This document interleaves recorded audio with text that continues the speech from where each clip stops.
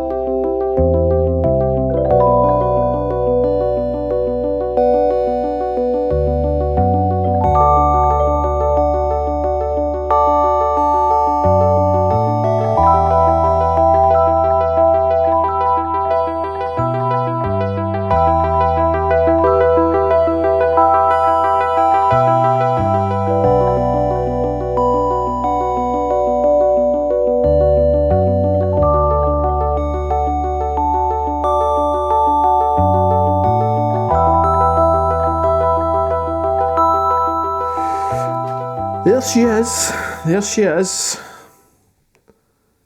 Nice, crystal clear, very amber. Very amber. Amberish. Amber beer. Sort of.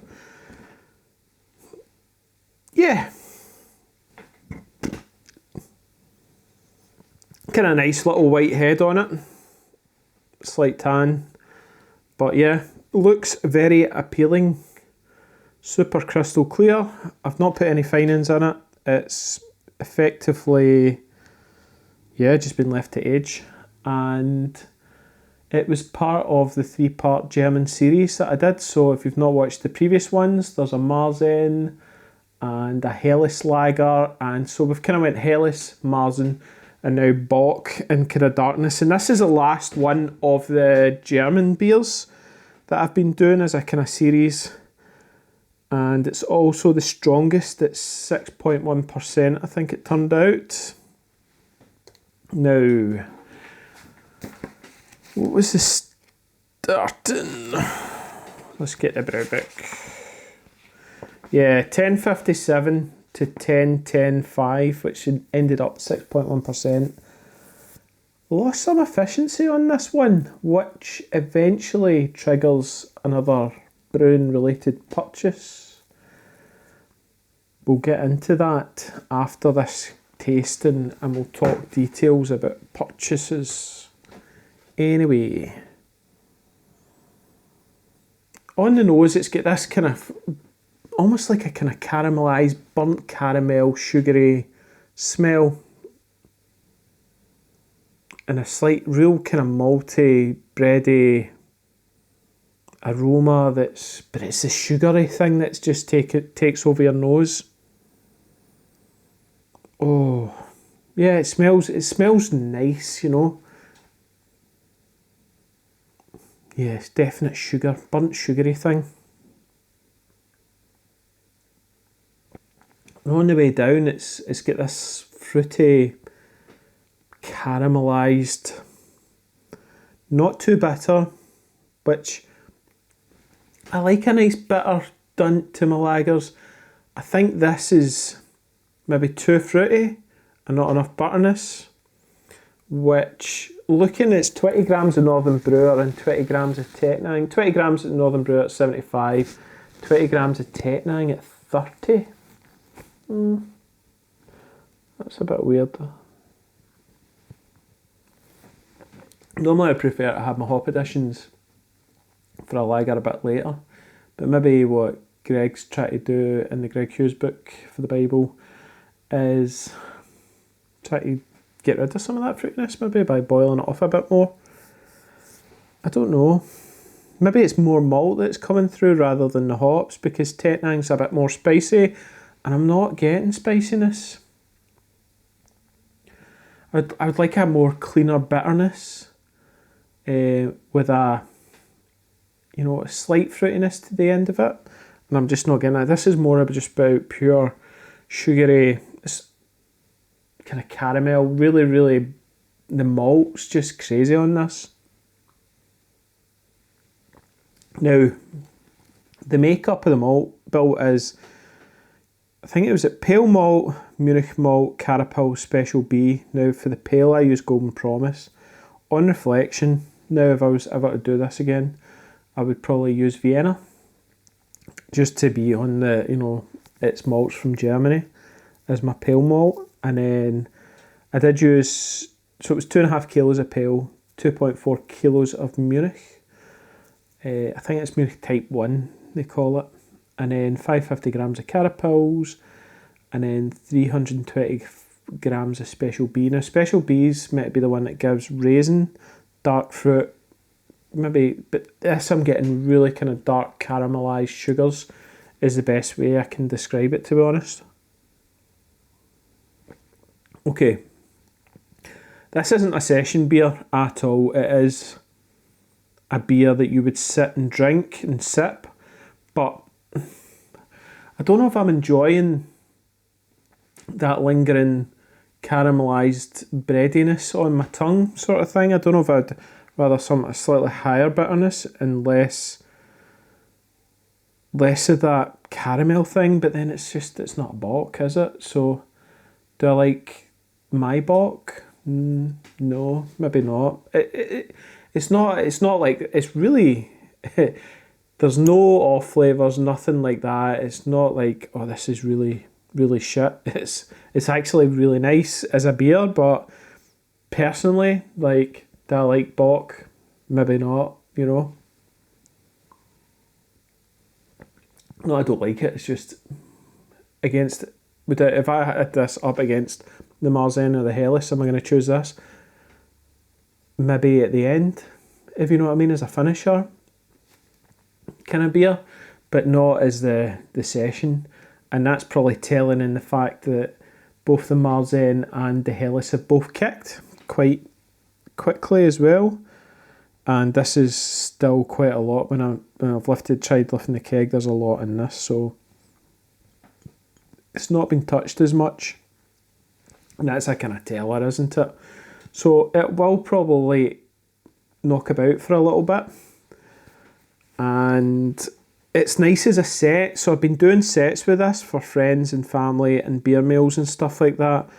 It works really nice as a set with the Helles, the Helles, the Marzen, the Bock. It's a nice set, and it makes, for the German series lagers, it's good, but would I recommend to you guys to just go out your way and brew this? No. Go brew the Marzen and the Helles. Don't bother with this unless you're... And even if you're looking at a Bock recipe, then I would go maybe check some other ones out. I'm not that enamoured by it, to be honest. It's not great, but there's no off flavours or anything like that. It is just what it is, and I'm not really enjoying it that much. So yeah, on that bombshell, there is some good news. So on the back of this issues I've been having with bigger beers, I basically couldn't get above 6.5%, or I've never seen more than 6.5% in my system, because what tends to happen is once you get beyond something like 6.1%, you get this diminishing returns, where if you want a 6.5% beer, it turns out 6.1. If you want, you know, a 7.5% beer, it tends to end up 6.5. The efficiency just falls off a cliff from that kind of 82% efficiency. It goes all the way down to 60 something as you get to the bigger beers, and it was down to the size of my mash tun I was trying to use. So I've ended up getting a don't know if you can see, an SS Brewtech infusion mash tun. So that's been installed and it's a belter. I managed to pick it up second hand for a good price, if you could call it a good price. The damn things are so bloody expensive.